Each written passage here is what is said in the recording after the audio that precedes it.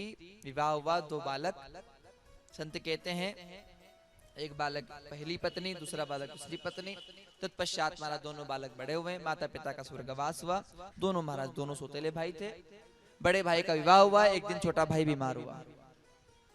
बड़े भाई ने इलाज करवाया, समय बीता। डॉक्टर ने कहा भयंकर बीमारी है महाराज, खूब पैसा लगेगा। भाई ने जब हिसाब जोड़ा तो लगा कि आधी संपत्ति बिक जाएगी भाई के इलाज कराने में। कितनी संपत्ति? आधी। तो श्रीमती कह रही है क्यों इलाज करवा रहे हो,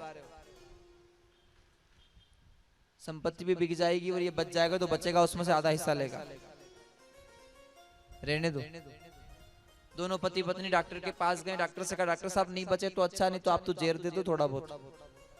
डॉक्टर ने स्लो पॉइजन लिख दिया। क्या लिख दिया? धीरे धीरे मारने वाला जहर। रोज दिया, 6 महीने में भाई का राम नाम। अब 2 जना खुश हो गया कि सारी संपत्ति अपनी होगी। उसको सब पता है। 2 साल बाद उनके यहाँ बालक का जन्म हुआ। खूब बधाई बांटी, खूब उत्सव मनाया। 3 साल 4 साल 5 साल बेटे की पढ़ाई करवाई, बहुत अच्छे महंगे कॉलेज में पढ़ाया।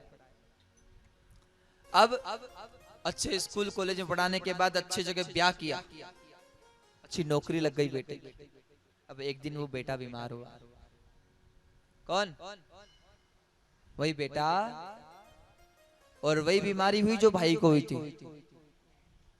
डॉक्टर ने कहा भैया बहुत खर्चा लगने वाला है। भाई वो पिता कह रहा है कितना ही संपत्ति लग जाए, सारी संपत्ति बिक जाए, बेच दूं, पर मेरे बेटे को बचा लो। और सच्ची में आधी संपत्ति बिक गई। बेटा ठीक नहीं हुआ। और ठीक नहीं हुआ तो वो माता पिता आकर रो रहे हैं बेटे के पास कि हमसे कौन सी गलती हो गई। यही तो कहता है ना आदमी, क्या कहता है, मुझसे कौन सी गलती? अरे गलती हुई है, कहने की अगर नहीं होती तो तू दुख नहीं भोगता। गलती की है, अकारण किसी को ठोकर नहीं लगती, अकारण किसी को भोजन नहीं मिलता महाराज ठीक से।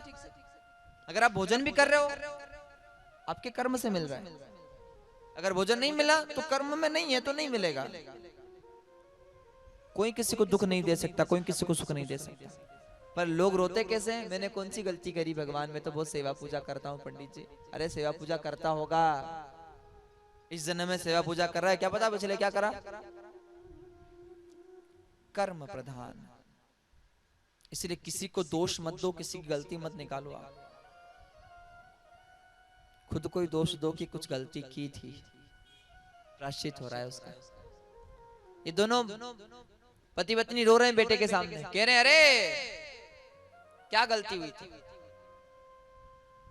वो बेटा कह रहा है क्यों रो रहे हो, अभी झूठा नाटक क्यों कर रहे हो।